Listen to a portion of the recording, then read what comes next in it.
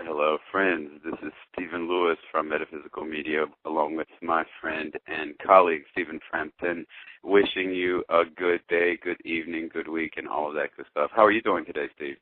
Very well, thank you, Stephen. Very well. So happy to hear that. You know, we spent a lot of time talking about astrology, nothing but astrology, and, you know, this is great and everything, but you and I were talking before the show, and we were like, man, people might actually forget that we're spiritual beings, that you and I are spiritualists and occultists in addition to being astrologers. And so what do you think today, Steve, if we just explore some of the many wonders and offerings that spirituality and metaphysics and the occult have to offer all of us? I think that's a great idea, Stephen. I'm very passionate about astrology as you are, and I think that when people say to me, well, why are you, as a psychic medium, why are you also an astrologer? My answer is always, well, I'm just fascinated by astrology because it's just so in depth and so accurate that really it answers so many questions about life, about how the world functions, about how we function as individuals. I see it as an indispensable tool, to be quite honest with you. But yeah, we use astrology mainly to look at world events and to look at individuals that are of interest to our listeners. But there's so much more beyond astrology, and it's great to have just a free-flowing discussion today about everything else that we're interested in, metaphysically and spiritually. Yes, it is, because one of the main spiritual branches that you and I follow is Hermeticism. And according to the principles of Hermeticism, astrology was just one part of wisdom, and wisdom being the ability to transform yourself and according to what's needed, the ability to consciously balance yourself. The wisdom is a very complicated concept, but according to the Hermetic idea of what constitutes wisdom, there are three parts: alchemy, astrology, and theurgy, or magic. And to be a good astrologer, we have to be adept at all three. Of course, to the Hermetic philosopher, alchemy was often a more interior or esoteric type of alchemy, not the actual conversion of tangible lead into gold, but a more interior transformation. It's great to be able to talk about these things today, not just astrology, but also alchemy and magic and communicating with the spirit world and all of the other very interesting abilities and powers that metaphysics affords us. For sure. Astrology is one tool, one system, and it's extremely interesting. It's a wonderful, wonderful tool, but as you said, there are others. There's tarot, there's numerology, there's a whole field of energy work and of healing. And as you mentioned, the subject of alchemy. Many people are interested in, for example, the law of attraction, or what we describe generally as the law of attraction, how we actually create.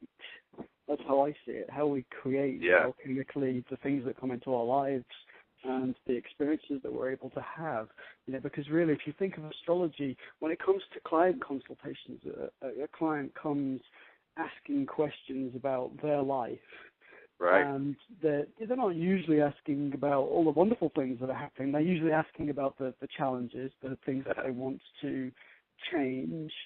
And so that's when the whole subject of alchemy, of manifestation, becomes so important, because these are things that we need to know about in order to create and change our circumstances. So that potentially we're asking very different questions when we have a consultation or a metaphysical review. So I think all of these things are important. I wanted to mention, Stephen, that you referred to the word transformation. Yes.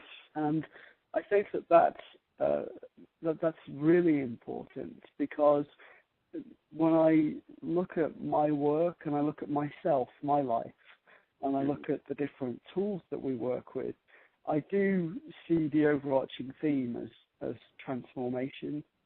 You know, I'm as a person, I'm trying to become a better version of myself. I'm trying to transform myself.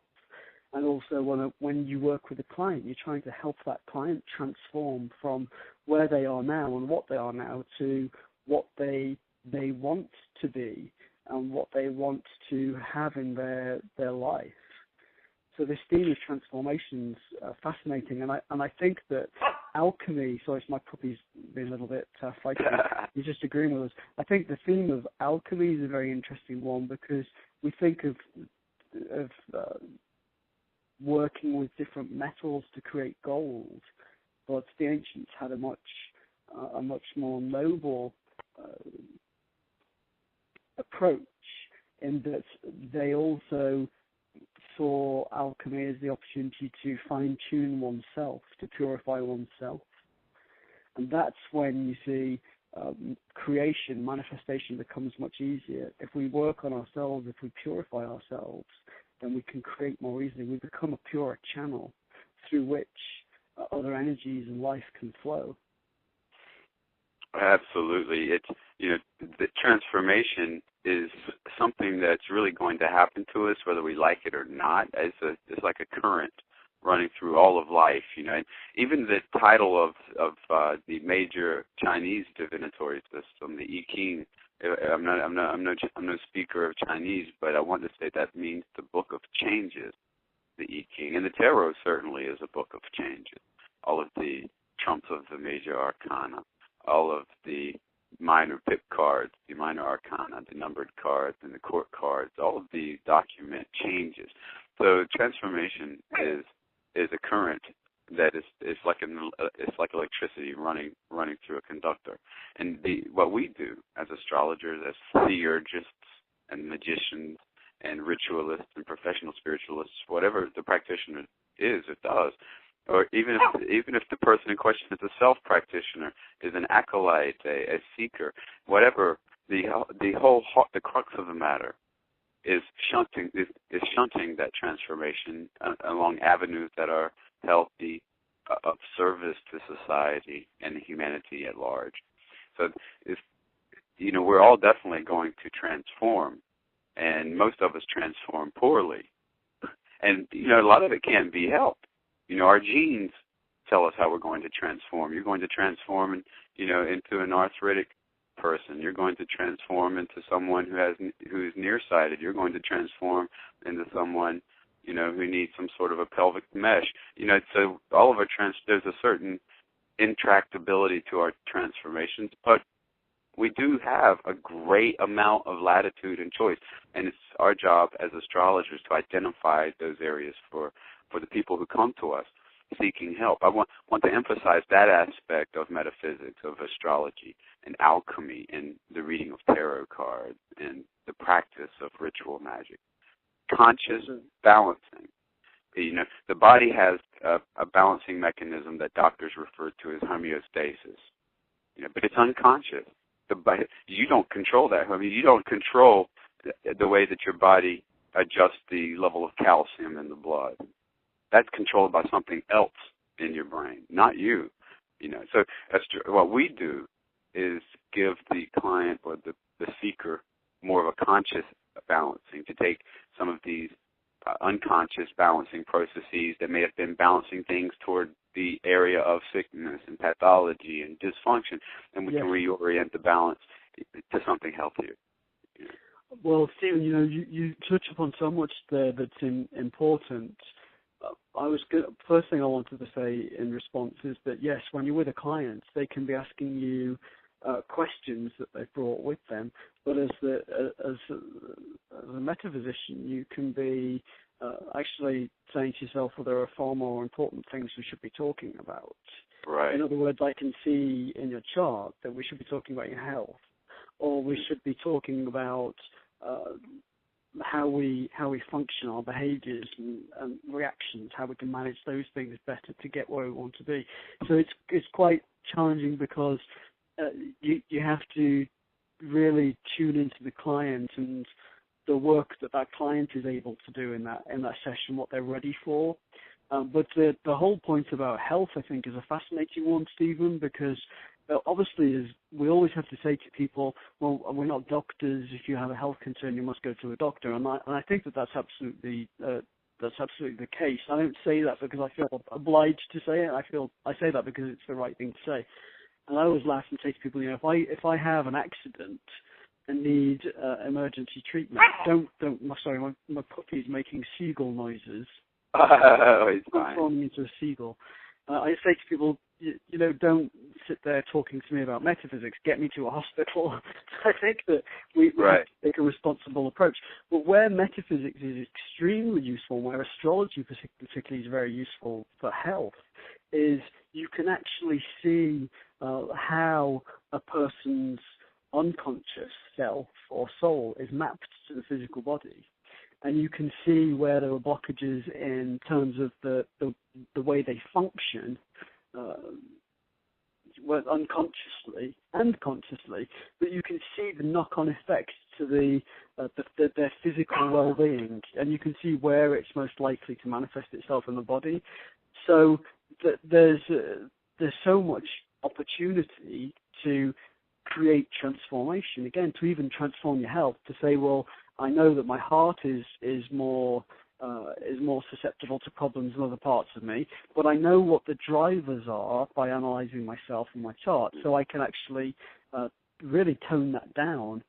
So there's so much opportunity for transformation, and it relates not only to our relationships with self and relationships with others, but even to health and psychological well-being, because there's nothing better than astrology, in my opinion, for determining predisposition towards mental illness even. Astrology and medicine go hand in hand. They are natural bedfellows. We are organic creatures. We grow from the earth. We are susceptible, and even the staunchest scientists would agree with me here, Steve. We grow from the earth. We are susceptible to the phases and orbits of the supercelestial bodies. There's all sorts of organic creatures that respond to the phases of the moon. So the idea that our organic structures, the cells, the stuff of our bodies, the idea that this can be imprinted by the material of the cosmos, this is the central idea.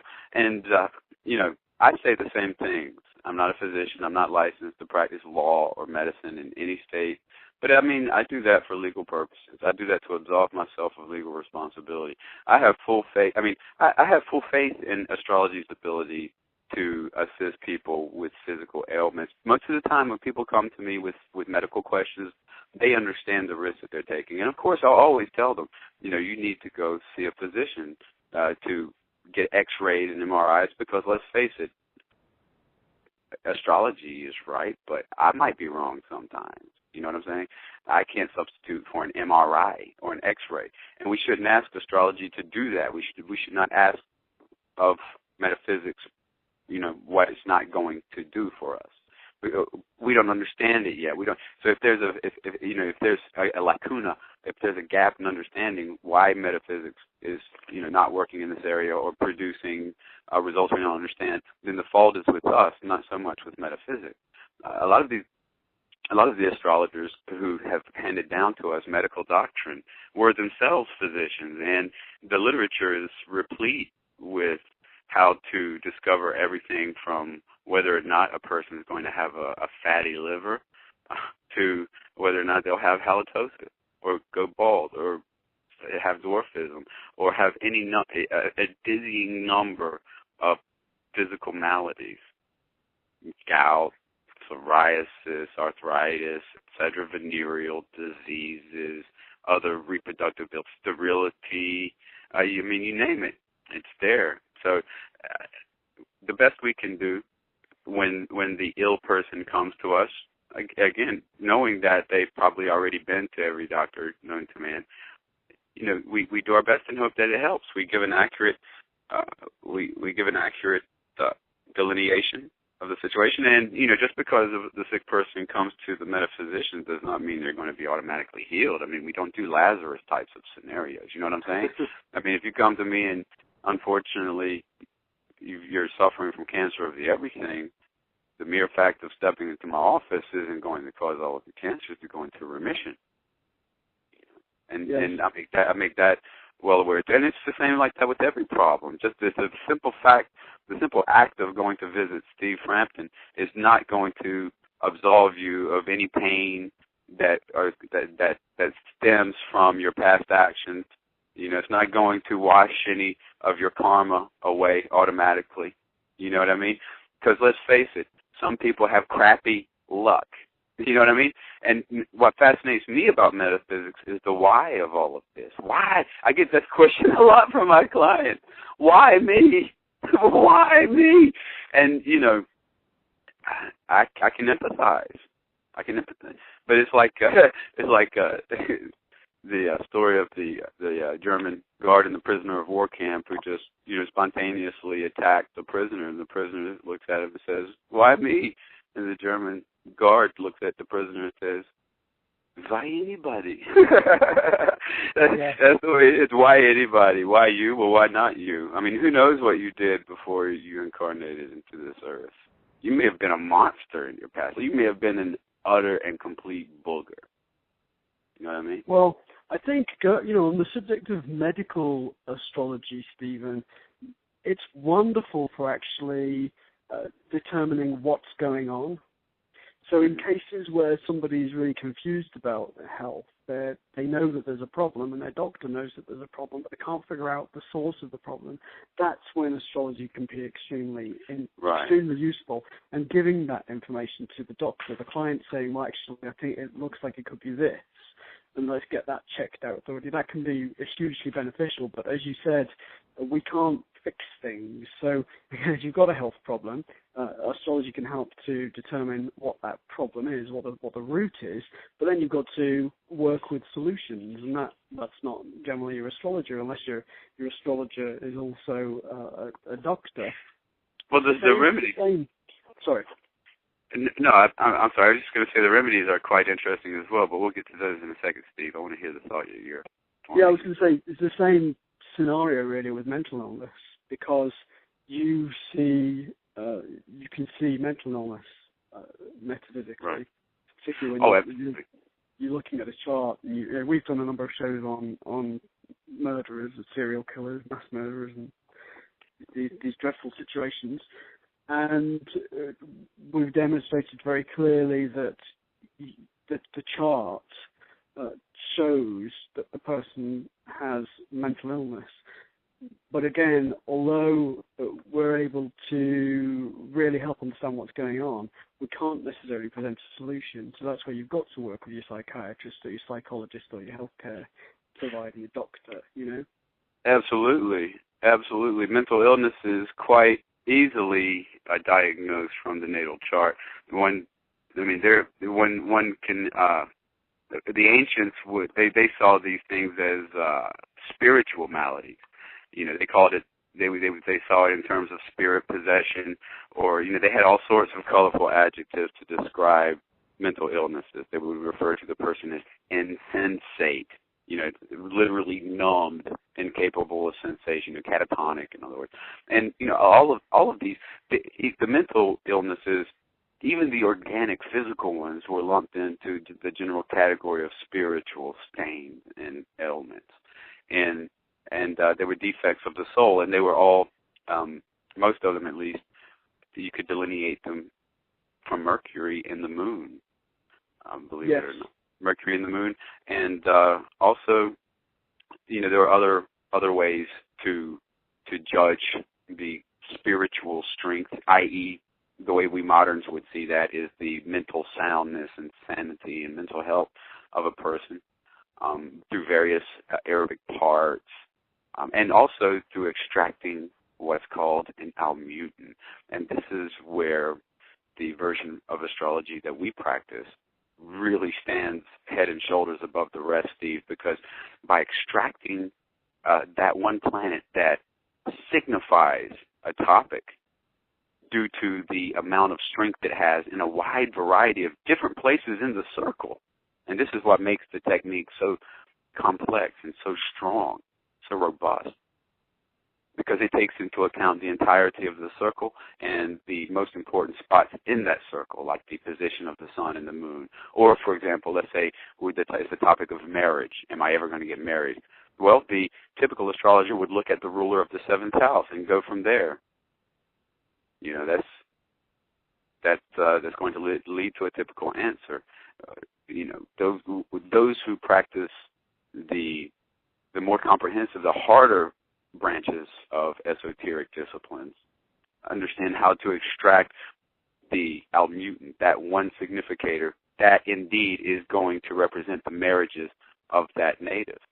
And it's that planet that we track for timing purposes and to understand the events that are going to happen to the person in terms of their seventh house matters. And it might not necessarily be the ruler of the seventh house.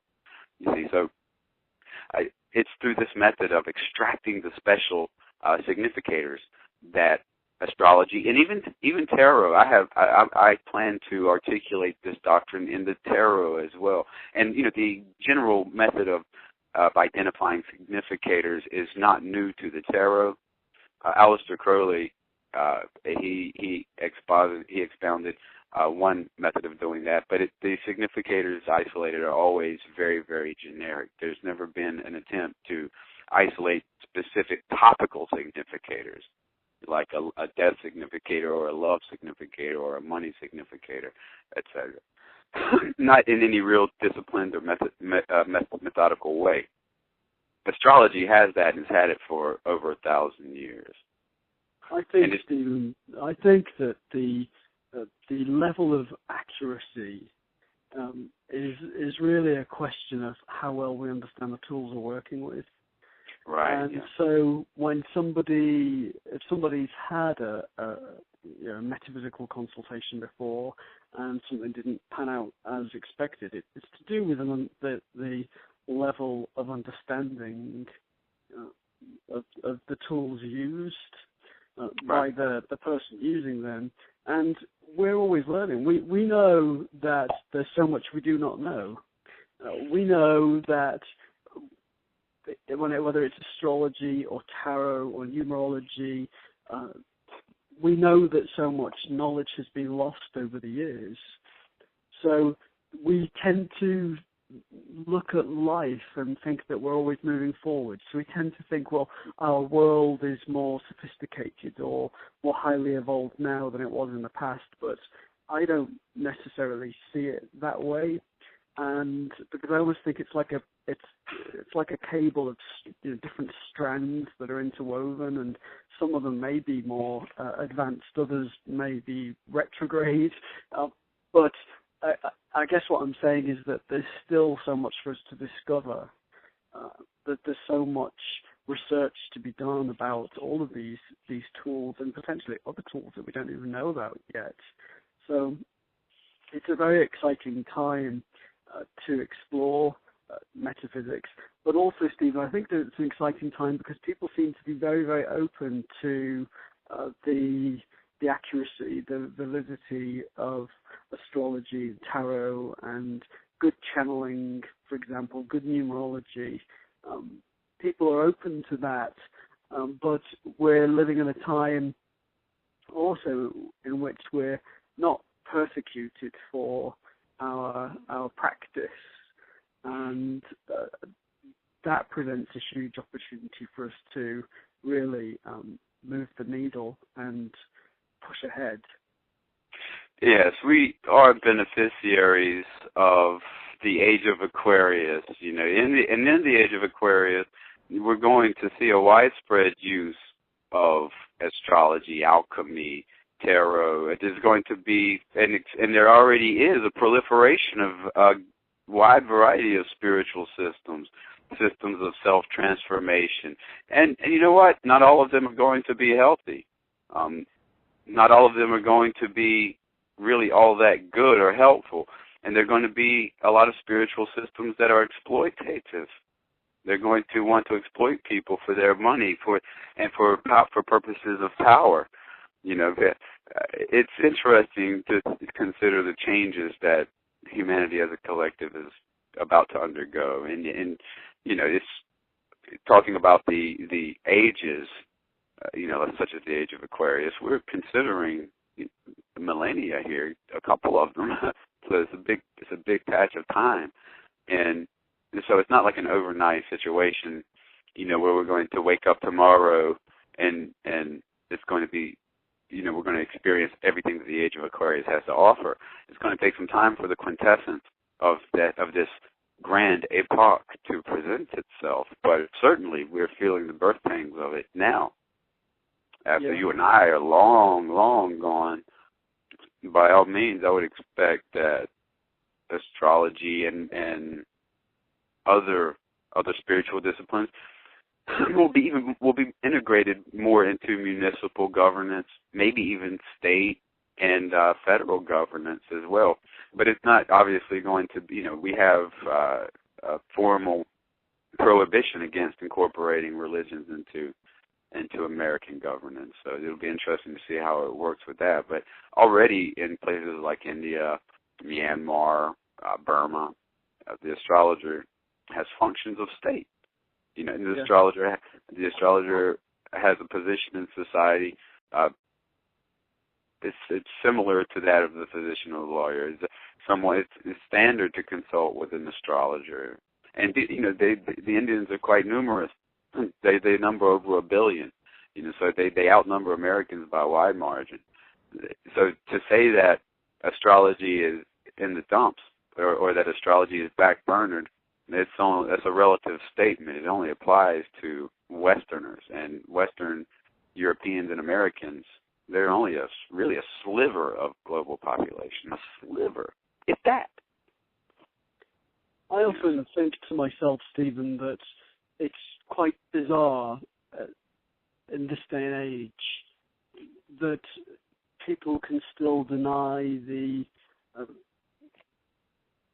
role and the accuracy of metaphysical tools and systems, because I'm quite a factual person. I don't live with my head in the clouds.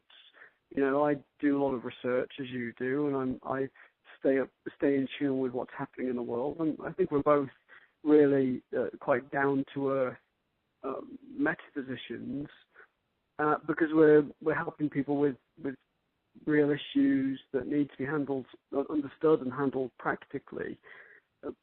And as somebody that's quite rational, I just feel staggered that there's still people that can refute metaphysics, that can refute astrology, and they do it through ignorance, because if you know anything about astrology, you can't deny it. If you really understand tarot, and it takes a long time to understand tarot well, again, if you have an understanding, you can't deny it. And so I say to myself, well, how can it be that we're still in this situation, that we're, in effect, denying something that's staring us in the face and that's proven? And the only conclusion I can come to, Stephen, is that the denial of these tools, or the bad mouthing of these tools, is part of a huge scam. Part of a huge scam that involves many different ways of controlling other people and the world, society.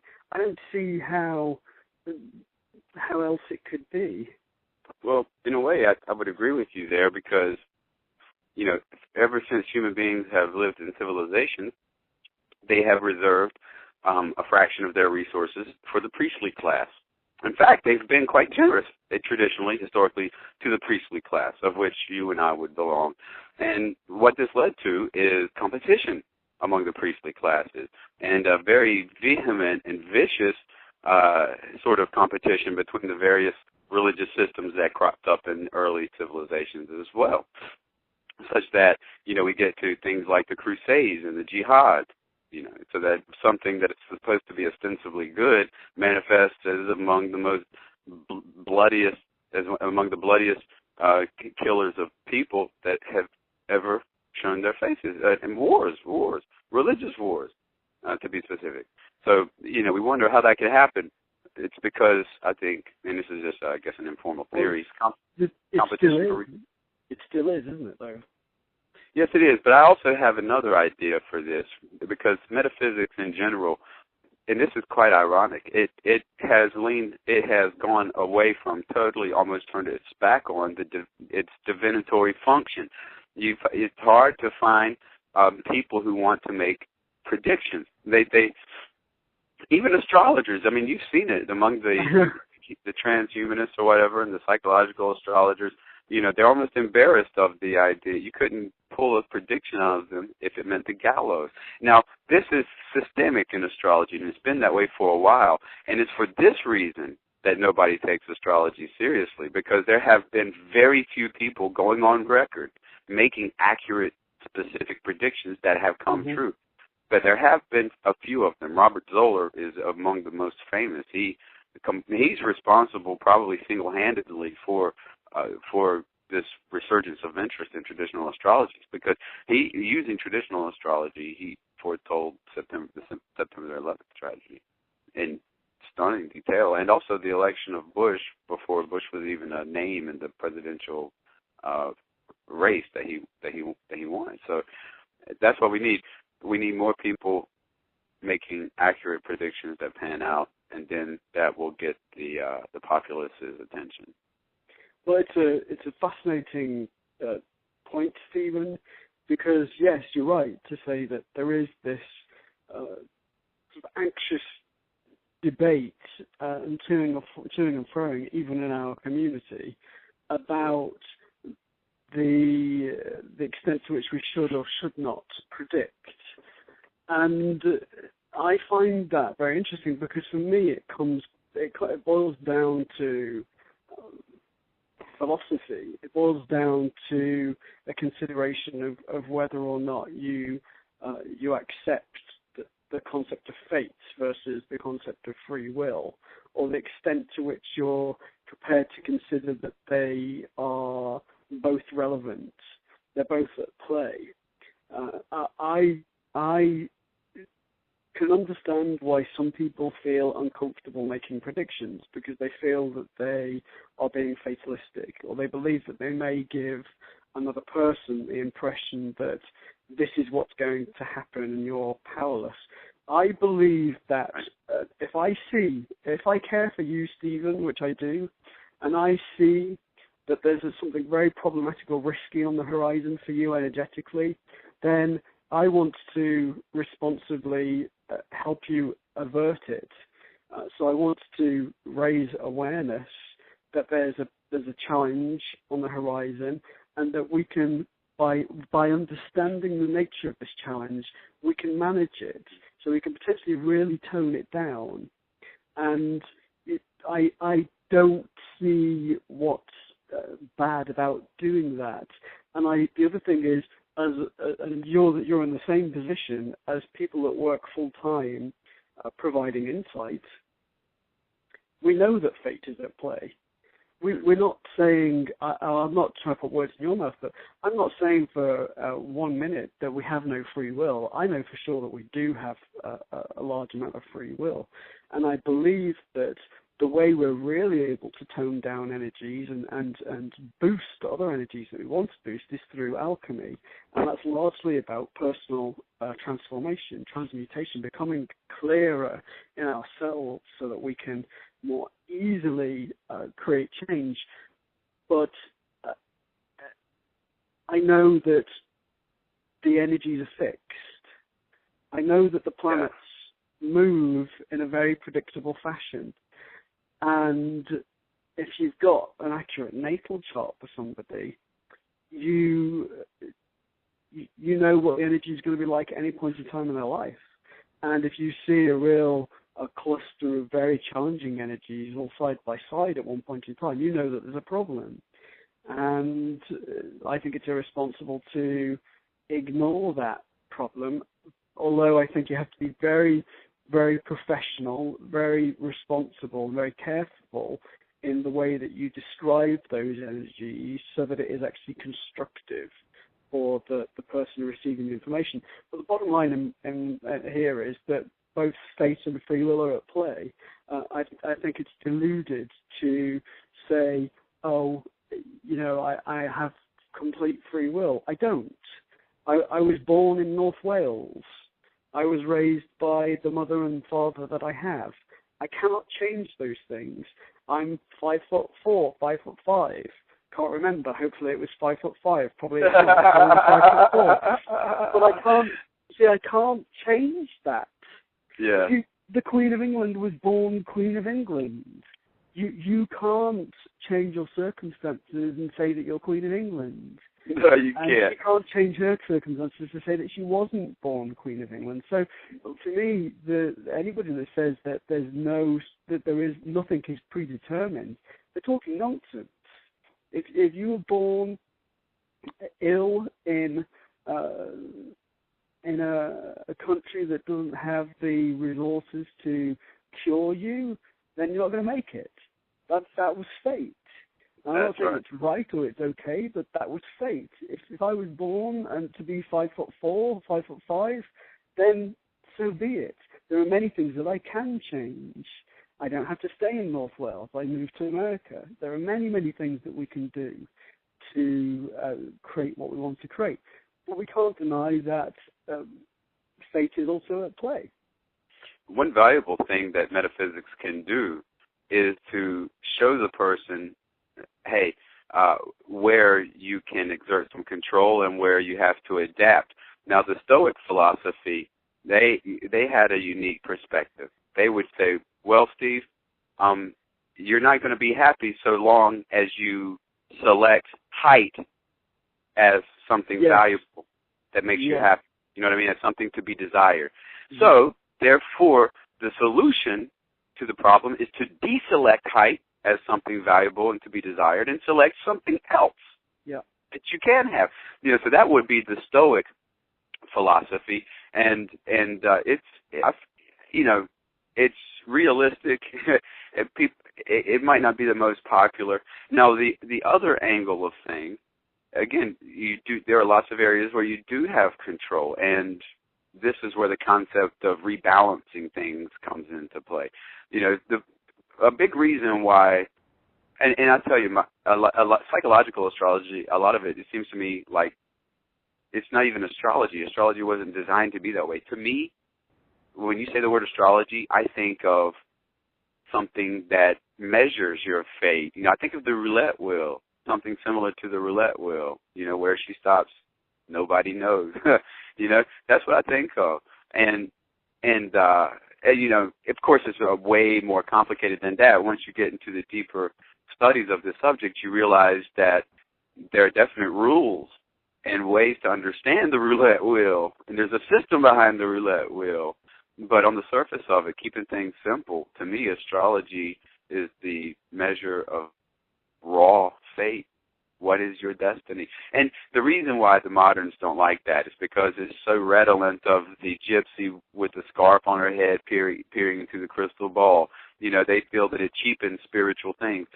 Yet, they don't address the basic problem by claiming that it's impossible to make a prediction, by failing to make by saying that predictions aren't useful, etc. They realize that I don't think they realize that they're commenting on something they don't know how to do. How can you say that prediction is not possible if you don't know how to do it yourself? And the methods for it have been lost. Yes, so much has been lost. So much has been lost. And, we said before that there's so much research to be done. There are tools that are potentially available that we don't know about yet, but equally so much was lost. And something I wanted to mention something to you, Stephen. I was just thinking about the other evening, and I was thinking to myself, well, am I being stupid here? Is this sort of silly of me, or is this immature of me? But I was thinking, well, I know that there's an enormous amount of information in the libraries of the Vatican. And I know that it's all locked away. And I was thinking, but that information belongs to us. That knowledge belongs to us. It doesn't belong to the Catholic Church or to any one individual, any one organization. We should have access to that. And I was thinking, well, it's wrong that such information is kept under lock and key or is not in circulation. And does anybody even know what's there? There's information there that we need and that we should have. And so this is when I was thinking, well, am I being a chore or stupid about this? Maybe people would laugh, and I wasn't sure to laugh at myself. But I thought, well, what happens if you contact an organization, and it's not just the Catholic Church that has information under wraps. I'm sure that there are secret societies that do as well, ancient texts that were maybe kept out of circulation, that are hidden away, and probably even things that were hidden away that people don't even know are there now. But what happens if you contact if you go to Rome and you go to the Vatican and you say, oh, I'd like to have a look around the library? I was wondering, well, what response do you get? Do you get told, oh, no, that's not allowed, or, well, yes, it's allowable? Do you know the answer to that question? Because I want to go, Stephen, I was thinking that this is what I think that you and I end up doing. When we've exhausted all of our learning options, so when we've studied everything that is available to us astrologically and everything that's available on tarot, numerology, alchemy, etc., then what? I think then we go on we go on journeys to discover what's out there. Yeah, we storm the Vatican. I always dream of a TV series, in which we're off with a film crew to go and try and get hold of some information or unveil something that was hidden. But that I'm just sort of fantasizing about things we could do in the future. But honestly, do you know what happens if you go to the Vatican and say you'd like some information? You'd like to have a look at certain books, or you'd like to look and see if certain books are even there or not? I'm assuming they would show you the door, probably with one of those prissy little Swiss guards who has the halberd or whatever they call those weapons that look like the sardine can openers. Yeah, we would be shown the door post haste.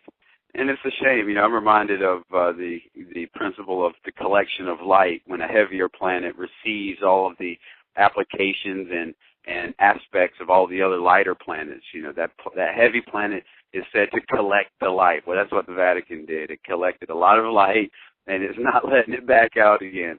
And who knows if they ever will. I mean, there is a worse fate for this material. It could have fallen into the hands of the Islamic State, where it will be lost forever. I'd much rather it be preserved by the Vatican. I'm sure there are copies of all of my favorite authors, copies of their lost works that are inaccessible to translators.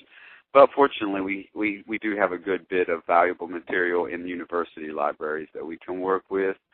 And, maybe one day we'll get a pope who will be liberal and permissive. The current pope, I think, is he shows the velvet glove. Now I think he's dropping the iron fist a little bit, which is really interesting. At first I liked that pope. I have to admit, I liked him a lot at first, but then I'm thinking that his philanthropy might just be for show. You know what I mean? I don't know about this guy.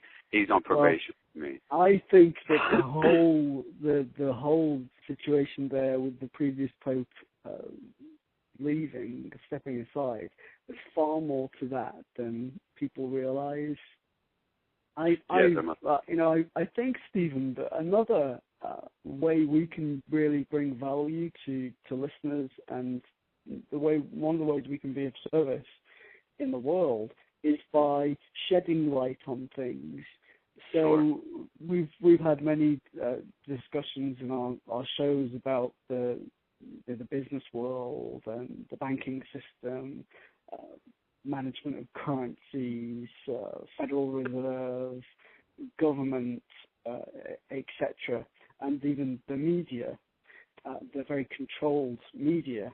And because there's so much control of information, people that are just switching on the mainstream media and that are just trusting what they hear, they're being misled about so much. And one of the things I love about our work and about our show is that we're able to shed light. We're not necessarily always 100% accurate, but we're able to shed a lot of light on situations. So we're able to provide a much deeper understanding, spiritual and energetic understanding of what's occurring, whether it's between Israel and Palestine or with ISIS in the Middle East. And I did want to point out, Stephen, that quite a long time ago, you and I predicted that Egypt would have very significant problems, and far beyond the uprisings and changes that we've seen in the past.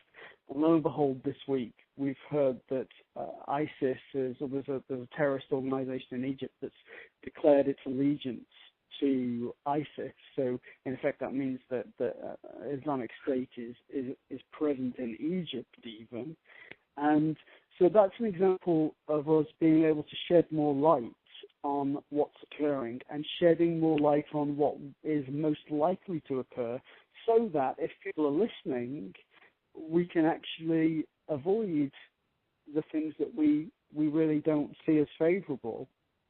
And this is where we can add a lot of value. We can shine light upon situations. And I was reading a very interesting book, Stephen, called The Son of God. Son as in S-U-N. Mm-hmm. And I believe absolutely in God. I believe absolutely in a divine source. And I believe that part of that, or a spark of that divine source, is present in each of us. Now, reading that book was very, very interesting because it talks a lot about the Bible. And the author actually says, you can't understand the Bible properly unless you're an astrologer, because a lot of it is personification, it's allegory, and you can't understand what's being said unless you can actually relate it to the archetypes of the signs of the zodiac and the planets. I found that very, very interesting, very revealing. So also the writer was talking a lot about light and saying if you read the Bible, read all the references to light. And I think that any time we're able to shed light, to turn a light on in an individual that is sort of stuck in their problems, switch on a light and say, look, there's an opportunity here, head this way, or whether it's working with somebody that's passed over from this world to the next and that is trying to find their way, and we help them to go towards the light, or whether it's trying to eliminate darkness, the darkness of organizations like ISIL, or the darkness of fraud, or the darkness of a person not understanding what the energies are for them next year or in 5 years. So it's all about shedding light upon situations, and I think that it's extremely important. I guess one of my frustrations, Stephen, is I know that we do this show on, and it goes out through Blog Talk Radio, but I see Blog Talk Radio as just one channel of many, many channels. And we've got to get the show out through many others and ask people to help us to do that, because I really see this show as a platform, as a channel for us to actually shine that light, and free of charge, because anybody can listen to the shows free of charge and have more information, feel better informed, and also to get them thinking about how they can shine a light for themselves. Yeah, the really great thing about mundane astrology is that it is impervious to advertising dollars. You know what I mean? It's going to tell you the truth whether you like to hear it or not.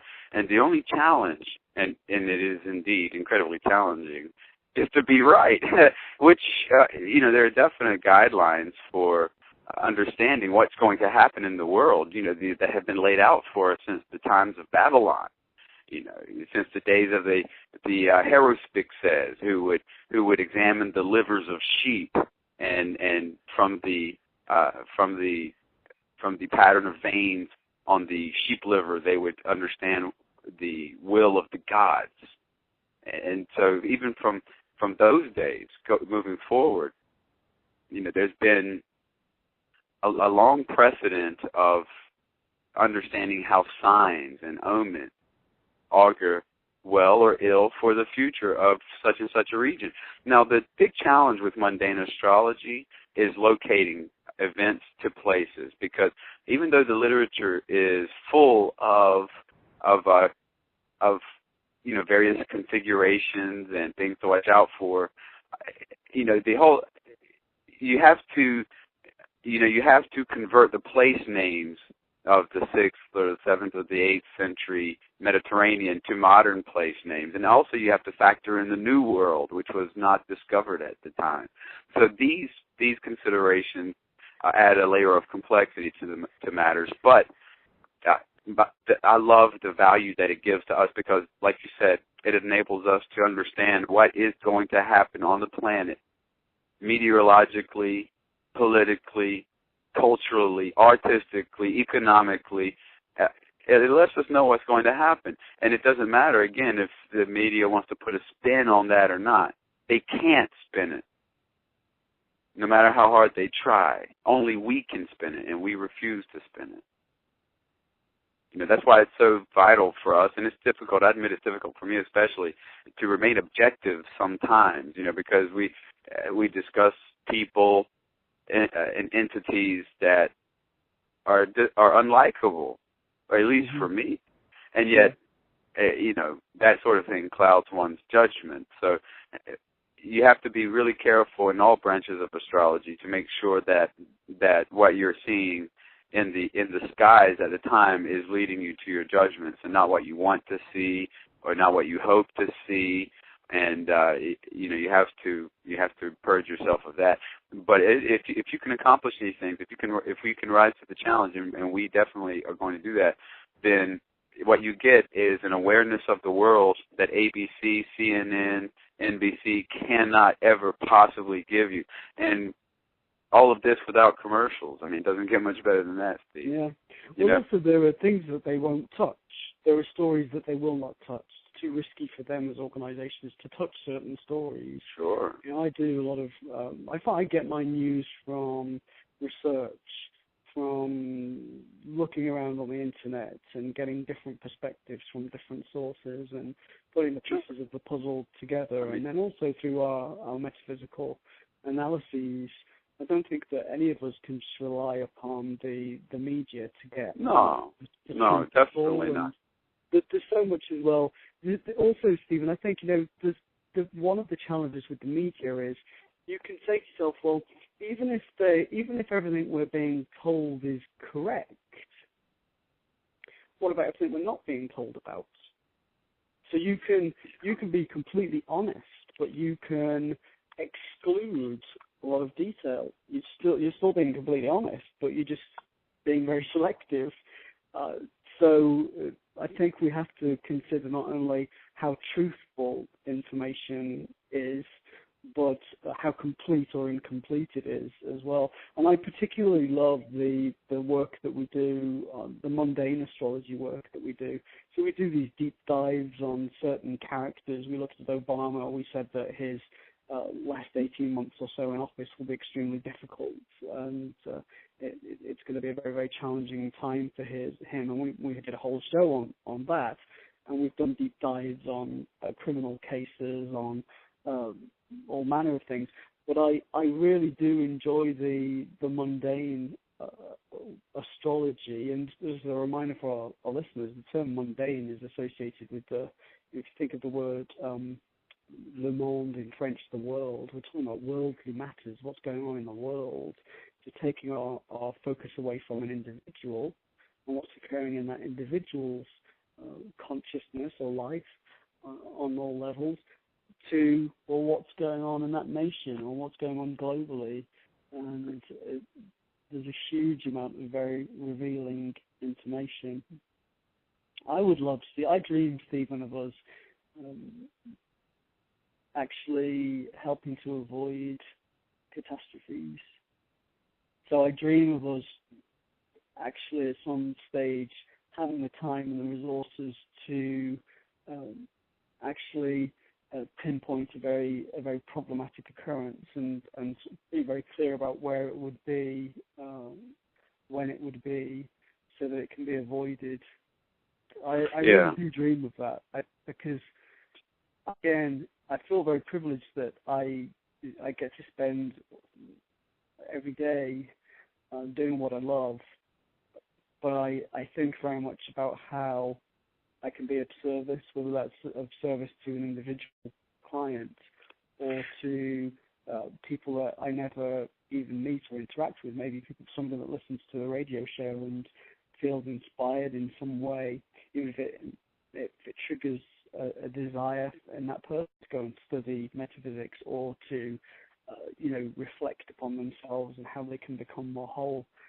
Whatever it is, I believe that we're in service, and I'm excited about all the ways we can be of service in the world in future, and I'm sure that this show can be a very important part of that. So, well, we definitely. I remember when the conflict in Israel was heating up. We certainly were able to, I think, outline the trajectory of that conflict fairly well, and here it is already sort of heating back up again. So, we've had some definite coups and successes with our mundane work, which is good because, again, this stuff is extremely tricky to do it in the way we've been doing it. Modern astrology doesn't really have very good mundane methods, if you ask me. I mean, some of them are extremely good, but they don't often get used a lot of the times. But the traditional mundane astrology has a lot of very, very powerful methods. And a lot of this stuff, Steve, I'm convinced that we can avert, like school shootings, certain things that, like public massacres or crimes of that nature. We can help avert things like that. I'm a bit pessimistic about the practicality of a lot of that, though, because unfortunately, some things they can't be like IS, the rise of IS. You know what I mean? There's no way that the people can avert something like that, or the appearance of Ebola. That's not an energy you can work with. You know what I mean? In the modern parlance, that's not something that can be avoided. So there, this shows, unfortunately. God sometimes wants bad crap to happen to us. Sometimes that seems to be part of the program. Well, I think, Stephen, that collectively we create what we need to create. And so if we create something dreadful on some level, it's because we needed to in order to wake ourselves up. But sadly, we don't necessarily wake up. Sadly, you don't realize that you shouldn't be in the relationship you're in until your partner slapped you in the face on 3 occasions. Sadly, you don't necessarily stop the first time and say, that's not acceptable, I don't want to be in this relationship. It can take many knocks before we wake up, and that's certainly what happens in the world, because history just seems to repeat itself. It's just ridiculous. We never seem to learn collectively. But, Stephen, I'm very excited about the work we can do to understand the election process in the United States, the presidency, and what occurs, and to make to you. But I think you made a really important point to me the other day, which is that we should be, we should not be stating our views. We should be focused on the facts, even if they're astrological facts.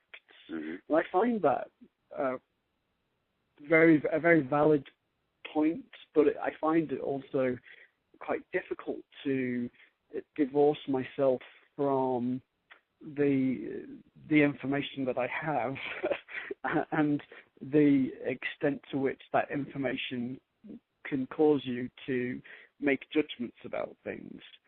So there's all this discussion about ISIL, and I think that we've made so many mistakes with ISIL in the Middle East. I think that Obama has specifically. That it's shocking. For example, ISIL wouldn't have got to Iraq if we'd done something about Syria, and then when it did get to Iraq, we decided that our focus would be Iraq and not Syria, or both. And I just feel like we've putzed around and cobbled together some, not even strategy, just some day-by-day approach that seems to indicate that we're trying to do something about this problem. I just find it farcical, and so I'm still struggling with the concept of how do I divorce my views that I feel are very well grounded in information and fact from my astrological observations. So I'm struggling with this whole concept of how we can be indifferent. You meet the same problem with clients because think of you're talking to a client about their relationship, right? And you can see from the synastry, from the information that you have about the two people, you can see that it's never going to work, that they're never going to be happy together. They haven't got a hope in hell. But you can't. You have to give the client information that you have, or much of the information that you have. Yeah. We're trying to guide them, but without trying to take their choices away from them or influence them inappropriately. But then you have the other dilemma of times when you see things that you can't tell the client.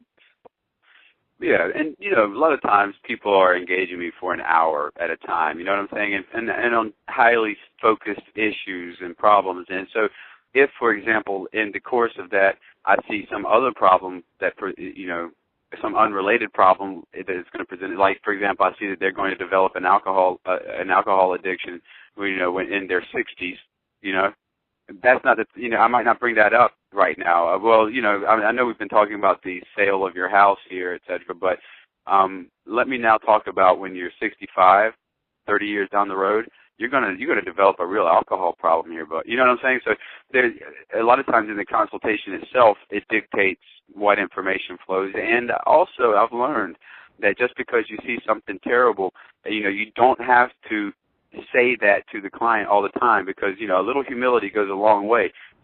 You could be wrong.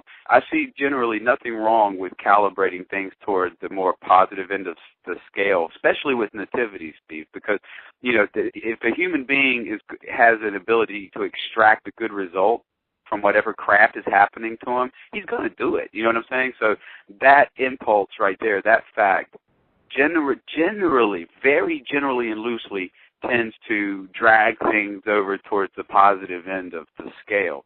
And disasters tend to be rare. Most of the time what you see are middling results. But I've also come across the idea that if what you're looking at, and if the person's natal chart is a very middling, weak type of natal chart, then it'll be often subjugated to other stronger nativities. And so that the indications in the weaker person's nativity, it'll show that this person, it'll show that weak or middling outcome. However, you have to, again, kind of calibrate all of the events, all of the judgments. You have to bring those down and weaken them a little bit because the overall nativity is weak. So it's working these individual birth charts into a framework of the actual world they live in, understanding, too, about the mundane astrology going on at the time. Right now, one of the very important American planetary period rulers is in Virgo, going through Virgo. I'm talking about the distributors and the partners going through the bounds of Virgo. And so that's going to have a very definite character. People who are born with Virgo emphasized, I have to take that into account when judging their nativity. For example, Barack Obama was born very close to a Jupiter-Saturn conjunction. That's a very powerful mundane figure that has applications for the entire world. I have to take that into account when judging his nativity. So it's quite complicated. We have to fit you into the framework of the entire cosmos in which you're a part of. And, again, I've found that a lot of really terrible things, it pays to be more conservative on. And I don't have to tell the person every terrible thing that's going to happen to them. That's really, that's not my place. And if the person, usually questions on longevity, I shirk those, even though I make the calculation myself, so I can know for various other calculations. For example, I have to, a lot of times in a really common and powerful forecasting tool is to divide the person's life up into equal parts. Well, if you don't know how long the person's generally going to live, then you have a real problem dividing that person's life into equal parts. And so I'll do the longevity calculation. But if the person asks me for it, and people definitely, I don't know why they do. Well, I guess I do know why they do, but they will ask.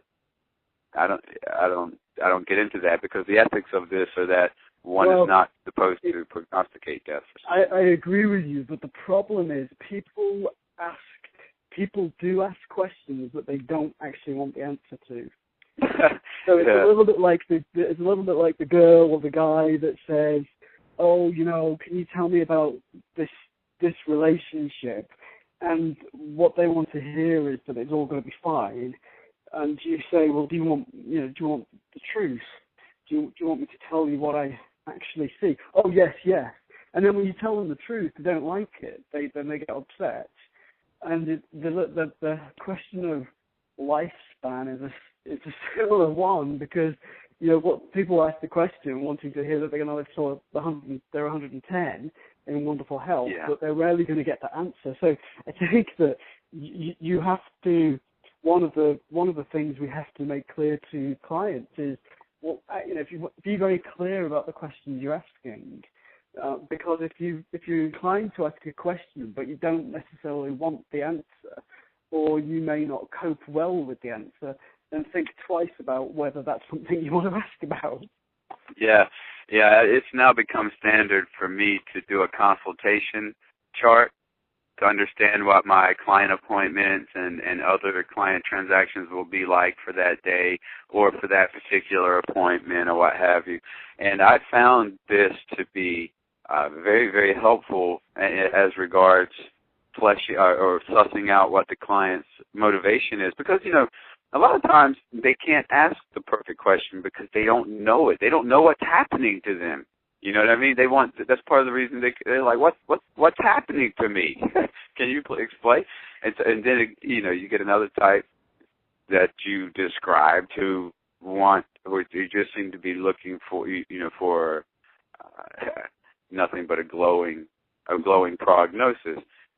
Unfortunately, that's rarely able to be the case. Generally speaking, things do not work out as we plan. That's just the way life is. But a lot of times it does, and when it does, we'll be able to tell you. But the consultation chart, it tells me really what the client is coming to see me about. It tells me what it's an effort to know their cognition. It's exactly what it is. And the client, him or herself, might not even know what they're thinking about. The mind has a number of powerful ways to shroud itself and its ulterior motives to you as it's doing its business inside your skull. Yeah. I actually have said on occasions to clients, Stephen, that's a nice question, but that's not actually what you're here. Yeah. Because I can see why I can see why your higher self brought you here, and it wasn't really about that question. And that's the kind of exact situation in which you hear a client ask you a question, but you're looking at other things in the chart, thinking, well, I'm much bigger fish to fry here. Let's talk about some of the really important things that we need to cover off. It's quite interesting. Yeah. I think that there's nothing more interesting, Stephen. Well, I think that we're working with people And I was going to say, there's nothing more interesting than working with people, and I think that that's correct. But I think that probably working with science, working with nature, is equally fascinating. But yeah, it's for sure absolutely fascinating to work with people. And I know that I've learned a lot about myself, Stephen, through other people, and I've learned a lot about life through hearing from other people and what they've experienced. I mean, you hear. It sounds strange, but you hear it all. Over the years, you hear it all. Some clients will say, well, I'm going to tell you something now that might shock you or upset you. And I honestly think, really don't think anything you're going to say is going to be anywhere near as shocking as things I've heard before. But you learn a lot about the human condition, and you learn a lot about life. And it gives you a lot of perspective, I think, on how to live your own life, how to live each day, how to decide what's important. It's just a great privilege. It really is, and it's extremely valuable to us as well. Yeah, well, its ability to present remedies to problems is very helpful too. I mean, going back to the topic of medical astrology, we not only see the course of the disease, we not only see the cause of the disease, but we understanding why the disease or the malady is occurring suggests a solution. And these solutions are quite refreshingly simple. And, it's our job to make them more complex, appropriately complex for a complex world. But when you get right down to it, the basis for illness, astrologically speaking, from the traditional point of view, is an excess or deficiency of hot, cold, dry, or wet. Yeah, spot on. Spot on. You spot on. I mean, I couldn't put it better. It literally is about heat and coldness, isn't it? The human body doesn't like. We live on the physical plane. We're also on the astral plane, but the human brain is on the physical plane. That's the way it is. And this is the environment we're working in. And the human body does not like an excess of cold or heat. And the chart shows where there's an excess of cold or heat, and therefore it shows you what's going to go wrong, how the human body will fail. But the other thing that's genius about it, Stephen, is that it shows you which behaviors or which areas of life would be driving that dynamic. So that's extremely important information for people, because if you know what the triggers are going to be, then you can change some of those inputs. So give you a really simple example, and it's not a metaphysical example, but it's a very important example about a big life decision I made. So I was in the corporate world. I had a very good job, and I enjoyed it to a large degree, but there was a lot about it that I didn't like. And there would, I was having to make decisions that I wouldn't myself choose to make. Decisions about other people and etc. And anyway, cut long story short, I became really ill. I was so stressed, so out of balance, so overworked, that I became ill. And I literally one day collapsed on the floor in my kitchen, and I decided this can't continue. If I continue to allow this level of imbalance or discord within myself, this could kill me. And certainly it's going to destroy my enjoyment of life. So I decided that had to go, and I decided that no matter how big the salary was and etc., that they had to go. It had to change, and that's when it made I would do the work that I felt I truly should be doing in the world, and I switched to my spiritual career and spiritual business. So that's a real-world example of somebody saying, I know that this is not good for me. I know that if I continue like this, there will be consequences I will dislike.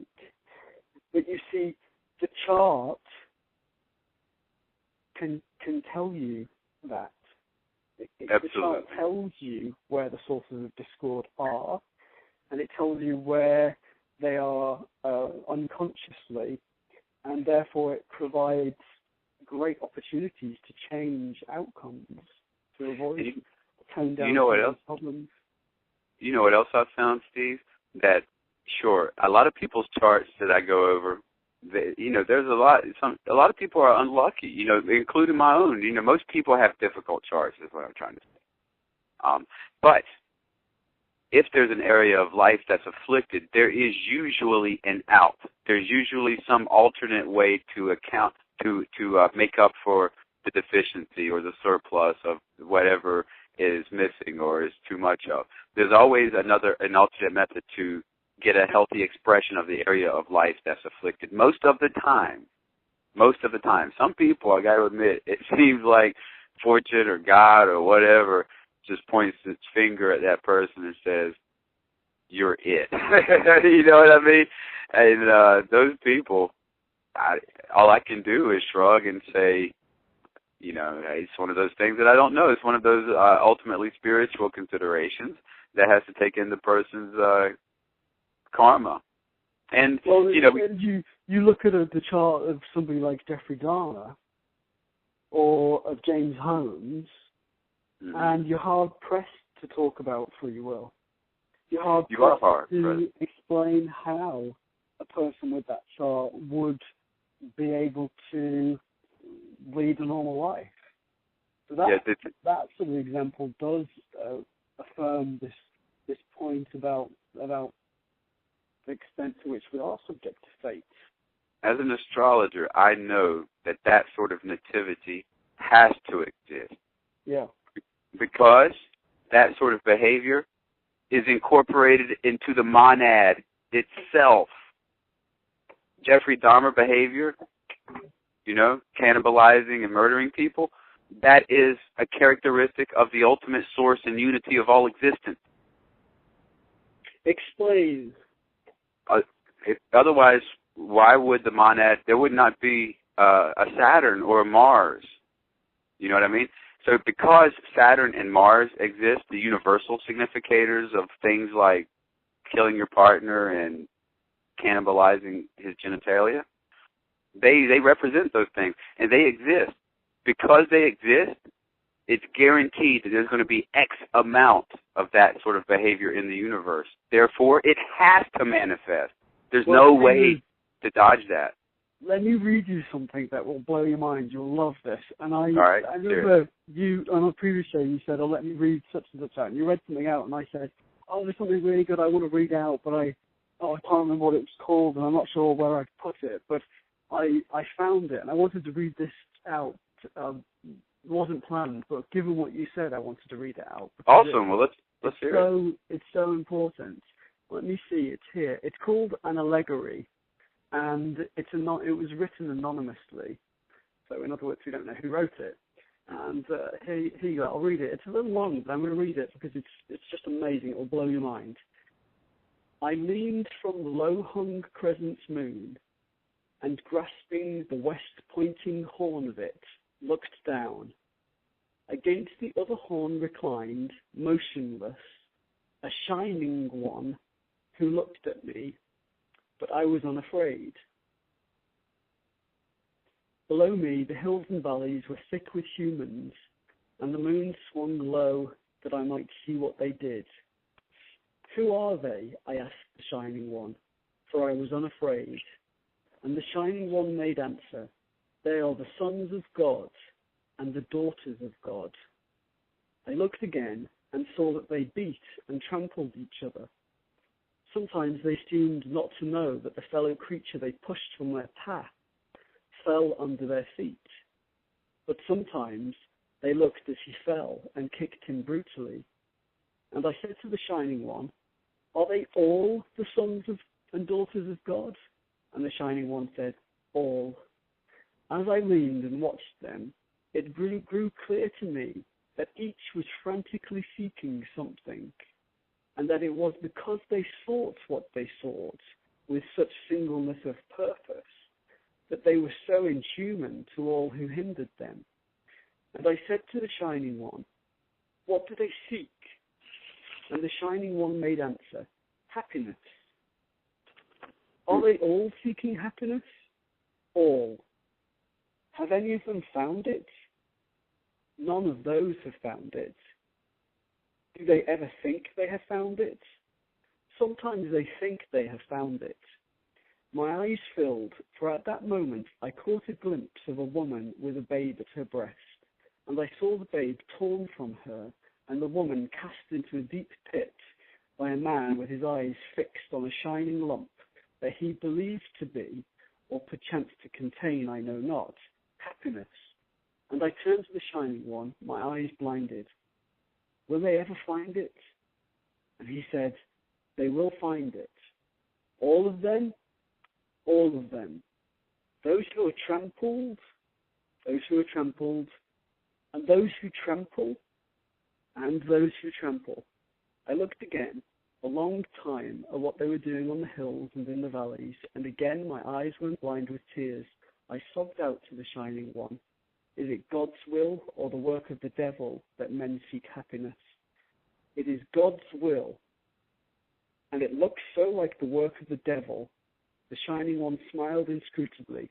It does look like the work of the devil. When I had looked a little longer, I cried out, protesting, why has he put them down there to seek happiness and to cause each other such immeasurable misery? Again, the Smiling One smiled inscrutably. They are learning. What are they learning? They are learning life, and they are learning love. I said nothing. One man in the herd below, held me breathless, fascinated.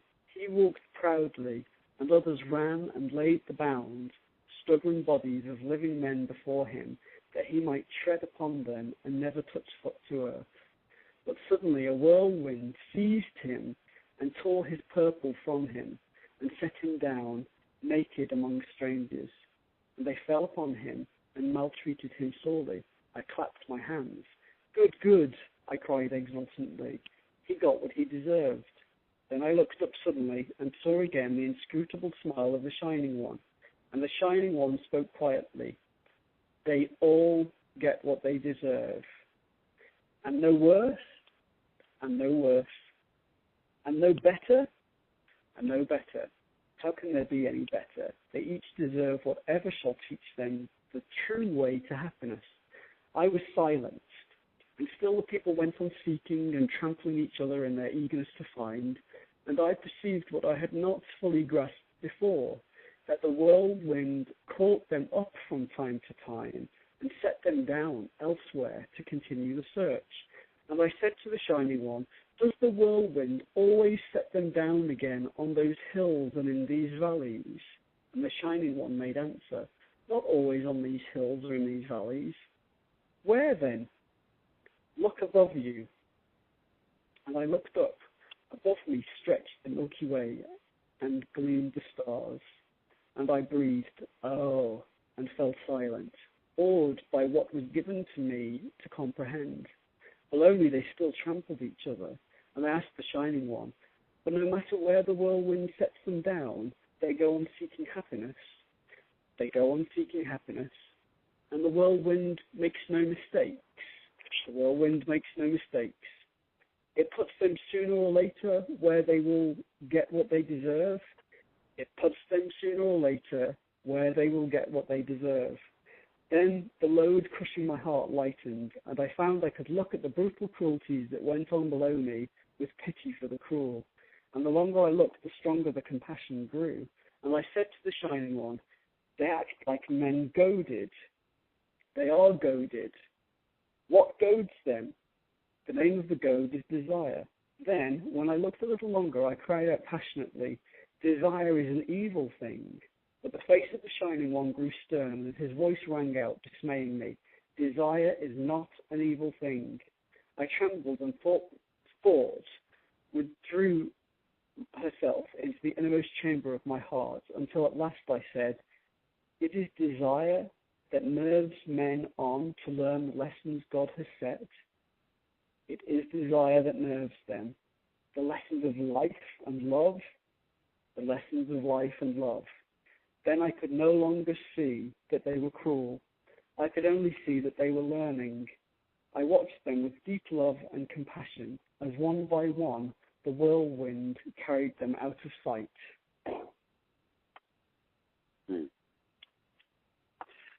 That was quite complex. I tell you, Anonymous is probably the wisest author you'll ever find. There's a lot in that. I want to call it a poem, Steve. Would you call that a poem? I'm not sure what I would call it, but I tell you what comes to my mind, Stephen, when I read it, and certainly the first time I read it, I thought, this is channeled. This is channeled. Somebody has gone into a state of reverie and just allowed information to flow through them from a higher source. Yeah, it definitely is other inspired. I would agree with you there. A number of issues. I liked how the Shining One sort of, to me, defended Mars in terms of defending desire. I found that to be quite important because, true, Saturn and Mars represent a lot that is bad and cruel in human nature and in the world and natural forces as well. But by the same token, they're totally necessary. As also evidenced by certain deities in the Hindu pantheon, such as Kali. Kali, the goddess of destruction, the goddess of creation as well. So, Christianity, the Western religions are the ones really who have done the most, I think, to separate the function of wickedness and evil from God, which, from what I see in natal charts and in human behavior, it seems to me that if forces inimical to God, if they exist, such as Satan or what have you, then they are actually subordinate to the unity, because everything comes from the unity. Everything. Satan would probably, if anything, be the number two, the duality, the opposition to the unity. In that case, we are all that opposition to the unity. Do you see? Well, there's evil in each of us, isn't there? There's, each time we do something we shouldn't do, it's wrong. And when we do something that's wrong, it's an expression of ungodliness, in my opinion. And I've never believed, Stephen, that these characters, these entities are individuals. So I've never believed, even as a child, I didn't believe that Satan is a man with a black beard and red horns. I believe that that's a personification, and I believe that the concept of God with a white beard looking at us from the clouds is also a personification. But I believe that the concepts are very real, and God lies within each of us, but Satan lies within each of us as well, and they're just ways of being. And I think the whole concept of Satan is fascinating, because I remember one of my teachers saying to me, "Oh, Steve, you must always be grateful for Satan.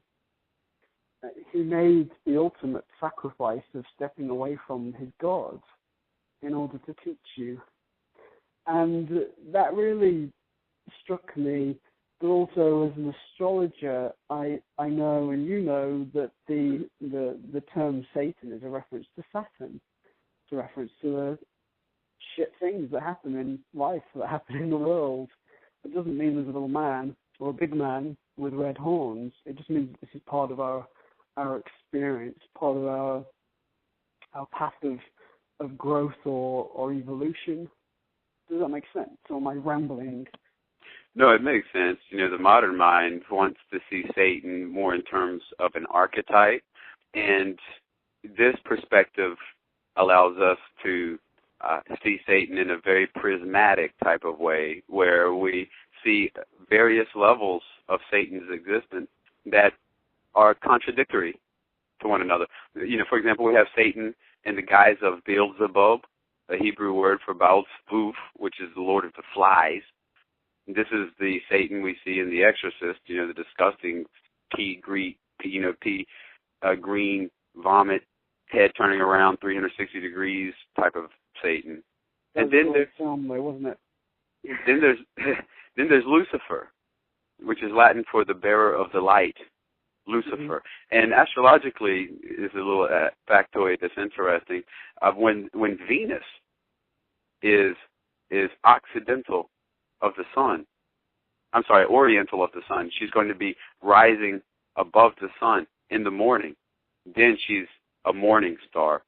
She's Lucifer. She was known in the ancient world as Lucifer, rising in the morning. Now, when Venus is occidental to the west of the sun, in the zodiac, this would mean that she is in degrees later than the sun, coming after, like if the sun were at 29 degrees Leo and Venus were at 1 degree Virgo, Venus is occidental of the sun, then she would be setting in the evening. And this is the more feminine Venus that modern culture has stereotyped as being, loving and feminine, etc. The other Venus, Lucifer, the morning star, when she's visible in the morning right before the sun rises, that Venus is an Amazon.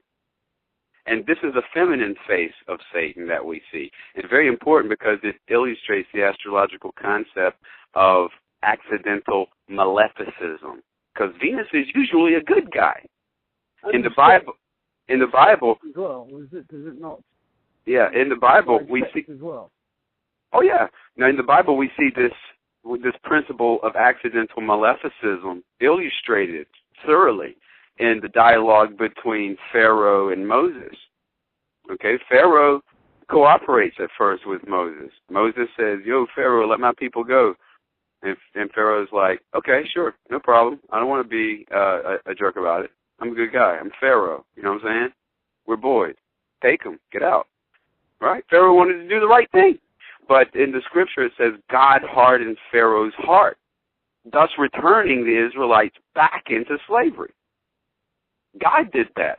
This is accidental maleficism. This is a good guy like Venus or Jupiter in a zodiacal situation where it's forced to do evil. Because let's face it, in the traditional astrology, when badness is ramped up to a certain level, this isn't an energy that you can work with. This is something that is intrinsically evil.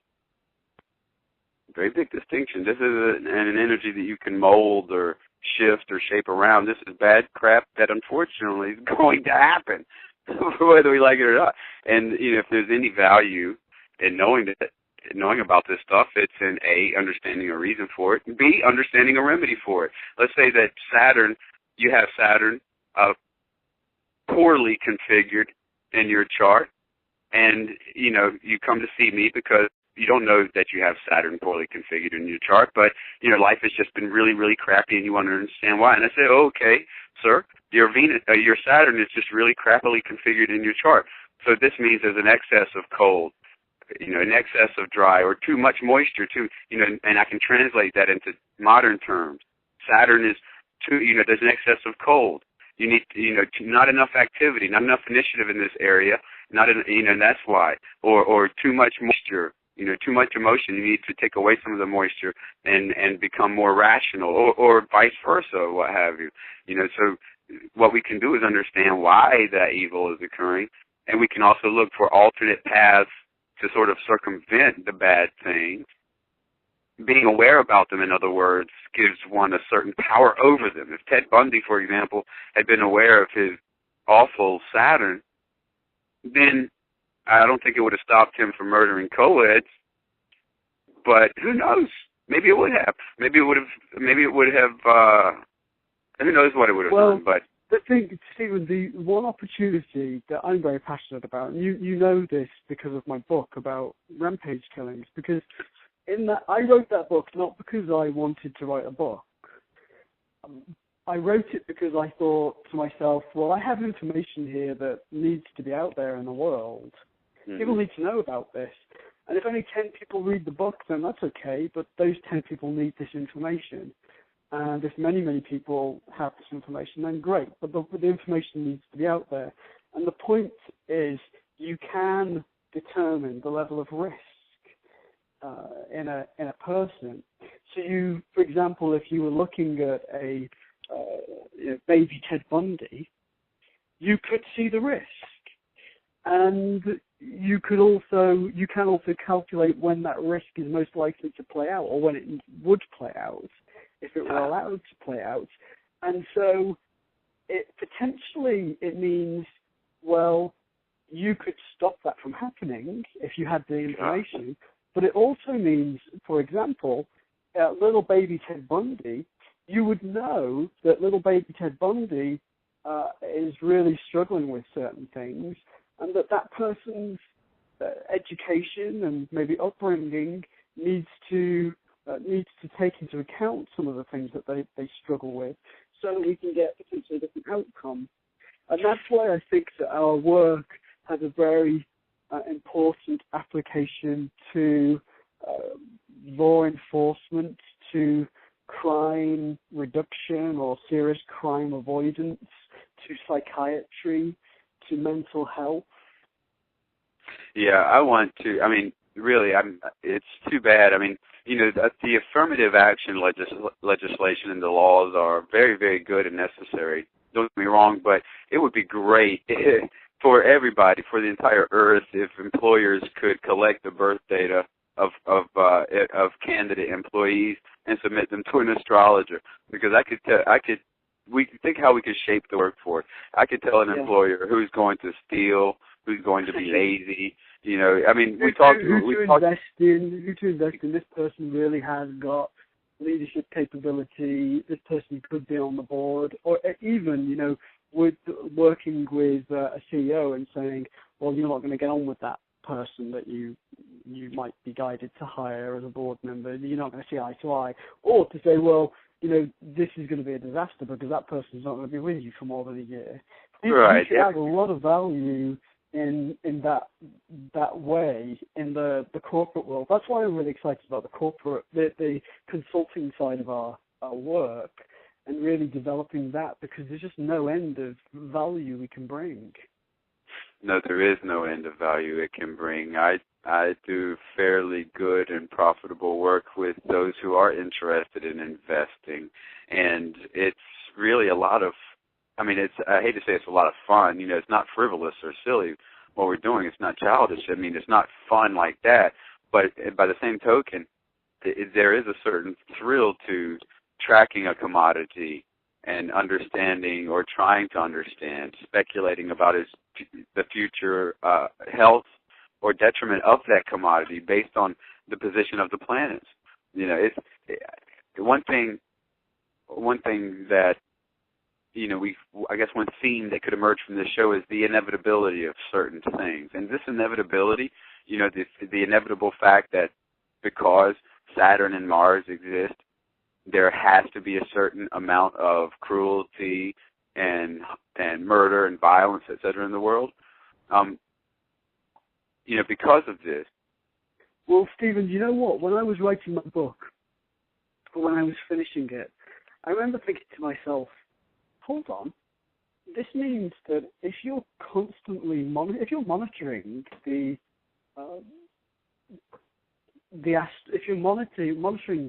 the way the planets are moving now, this week, this month, this year, then you could at certain times be looking at your computer screen saying, oh, the mass murder has just been born somewhere. Yeah, absolutely. So you can see the energies that are incarnating. So it means that you can literally see when genius is incarnating. You can literally see when evil is incarnating. You can see it happening. Absolutely. And I employ that ability for some of my clients who elect to do things that, people might disagree with. Keep your legs crossed this weekend. That's what advice. Well, no, actually, I live in an area where hunting and fishing is quite popular. So, and there is extensive literature on the elections of when and under what circumstances to hunt, where, directional tools, timing tools, and I often help clients elect when to go to certain areas of their hunting territory, predicting and when to open their legs. I'm sorry. Yeah, well, it helps them to understand the migration of the prey animal throughout the day, and electing other things as well. But this is what you're talking about. When when I'm electing for a hunter, I'm actively, I guess for lack of a better word, trying to do something evil with the astrology, in the sense of I'm weakening the animal.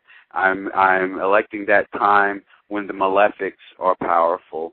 I'm electing that time, when I'm sort of doing the reverse of that I would do when I'm electing, for example, the time to incorporate an LLC, or the time to list one's house for sale, or the time to try to conceive a birth, etc. I'm sort of doing the opposite of those things.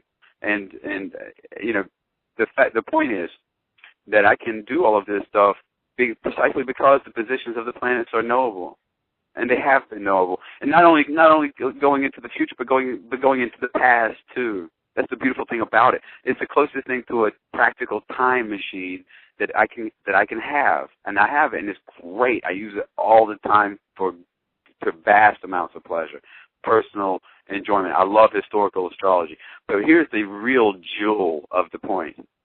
All of this stuff was predetermined from the Big Bang. That means that God, or the source or whatever, that everything that ever happened to you was already predetermined, encoded in the positions of the planets by the Big Bang. Those first movements, physics took over from there. This is the automated system that I keep referring to that God created. The thing that liberates the monad, or the source, the God, the unity. It liberates this entity from the need to, always be poking around individually in our lives. It's an automated system that God can intervene on when and if it wants to, as necessary. And most of the time I see most of us, we commit the folly of thinking that we're worthy enough for that entity to intervene on the system on our behalf. That's what's really laughable about the whole matter.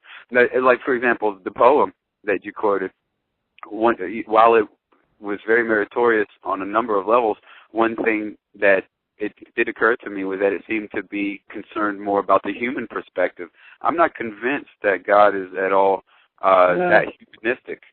I don't think God is humanistic. I think that God sees us more as instruments that are perhaps serving its purpose and not our own purpose. So in other words, our learning, our personal development might not be important to a God that mandates the existence of violence, bloodletting, pestilence, famine, etc. Yeah. I'll tell you what really blew me away was when I was reading that book, The Son of God. And I can't remember the ins and outs of this technically, so you have to forgive me. But the writer was talking about the way we perceive things, the way we're actually able to see things. And so if you think, for example, that, I'm taking a really silly, really simple example. My new puppy was all tucked up in his bed in my bedroom, which is right the other side of my ground floor. And it was 10 o'clock at night last night, and my cats always have tuna at 10 o'clock at night. So I quietly get the tin of tuna without making a noise, and I quietly open it up so that Jimbo wouldn't hear. I'm thinking, well, I know he'll go berserk, because if he knows there's tuna around, or if he knows the cats are getting a treat, then he's pretty smart. He wants something as well. And it makes you feel bad that you're giving a treat to the cats and not to him. It's a smart little cookie. But there's no way he could hear what I was doing, but he started going berserk. Why? Because he could smell the tuna. All the way to the side of the house, he could smell that I just opened a tin of tuna. So his ability to smell is far better than my ability to smell, which means, practically speaking, that he detects things that I do not detect as a human being. And so we know from the animal kingdom that there are differing levels of sensitivity or awareness. Bats, is it sonic? Sonic? They detect, or is it infrared? No, what's the? So you probably know more. No, think of dolphins, for example. How do they communicate? Is that sonic communication or something? Oh yeah. You mean like the whales where they this really guttural clicking and beeping type of yeah. So they are detecting things that you and I wouldn't detect. Now, the fact that you and I don't detect them doesn't mean that they're not there. That's exactly just right. as if Jimbo hadn't smelled the tuna, it doesn't mean that the tuna's not there, being opened and put on dishes for the cats. So it brings up this question of different levels of awareness, different levels of aliveness. And I was thinking to myself, well, where we are right now, we can't see what's going on the sun. We don't know what's going on the sun. We don't know if the sun's thinking or not thinking, or what it's thinking, or if it's observing, and if so, what it's observing. But I'm sure that there must be entities that not only can smell the tuna, but that can observe things in a level of detail we can't even begin to imagine. And so if you think, well, we use astrology, or we use tarot, or we use our connection with spirit guides to get people more information than they have themselves, but there must be entities, we call them angels, or there must be planets, the conscious, and potentially planets. They may well be observing things at a much greater level of detail than we are. And so God, or the source, may be so aware of everything, far more aware than we are. God may well be far more aware of what's going on within me than I am right now. And it reminds me of a time when my guide spoke, and I got a recording of them speaking, and it's on my website. They actually spoke to me, and you can hear what they're saying. And one of the things they say is, well, Steve, we're excited about your work, we're excited about your progress, and we want you to carry on doing the things that you're doing, and we're not going to tell you too much about what's coming because we don't want to distract you. We want you to stay very focused on the things you're engaged in now. But you can understand from us that there's far more plans than you can even imagine. And so basically what they're saying is, we know a lot more than you know, even about yourself. And so I think that's why working with spirit, being very discerning in how we work with spirit, for sure, but working with spirit is important because they know more than we know. They see more than we see. They have to deny you a certain amount of free will so that you will at least be encouraged to do the things they would like for you to do, I would imagine. That's the way I tend to look at these things. I think that's a good point, because I remember, Stephen, as a kid saying to my mom, I remember talking with my mother about my spiritual beliefs, and I said, well, I think life's a little bit like going to school. When you take me to school, you put me in that isolated school environment so I can focus on what's going on in there, and I can learn. But if I went there with access to all the other things and distractions in my life, if I took my dog there, if I took my toys there, then I wouldn't be absorbed by that environment. I wouldn't be present. So I would limit the learning, and that's potentially why in life we only have a certain amount of information, because if you have a lot more, maybe you become completely distracted or miss the opportunity that's in front of you that you should be focused on now.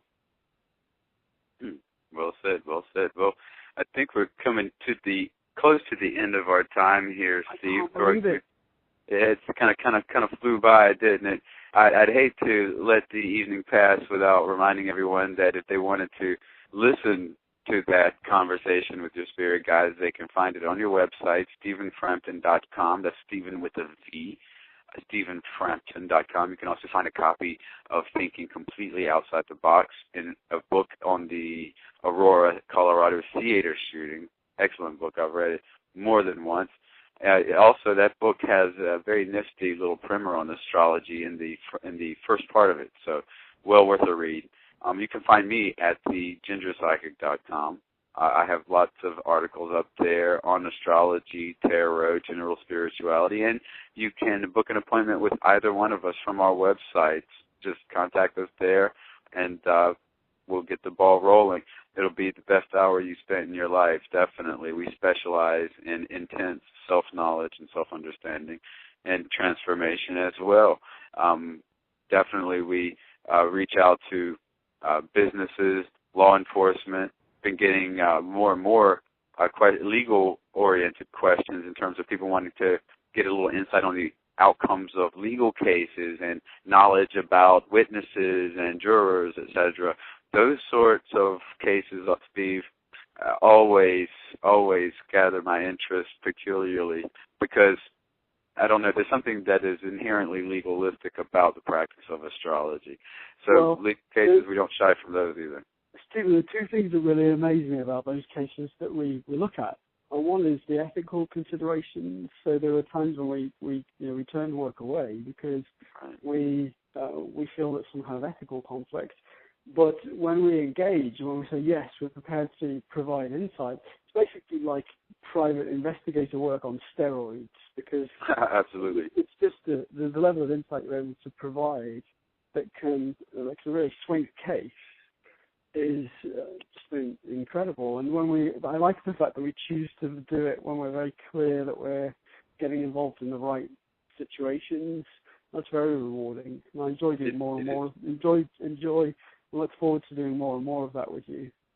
Yeah, definitely. The bigger projects, for example, those definitely require at least 2 astrologers. We, especially the human resources types of work, in terms of employee interactions and all of that good stuff, the synastry and relationship comparisons of various employees, and how to correct any deficits in the personality to harmonize the workplace, optimize output and productivity and creativity, etc. If anybody is a human resources executive of a company listening to this show right now, you need to give Steve a call, and he'll set up some really awesome human resource workshops, and also education. We're going to be getting increasingly more into the education of metaphysics, Steve. I'm excited about that as well. Me too, because the more we can share the tools with other people, the more they can use them to deliver good impact in the world. So we must continue to learn and continue to share. And we're going to storm the Vatican as well, so be prepared for that. The Vatican Library. I'm determined to get my hands on some of those books and put my mind on something. As am I. Well, very good. Great show, Stephen. Thank you. Thank you very much. I enjoyed it, my friend, and always thanks to those listening. I hope everybody has a wonderful weekend, wonderful week, and we will see you guys next Friday.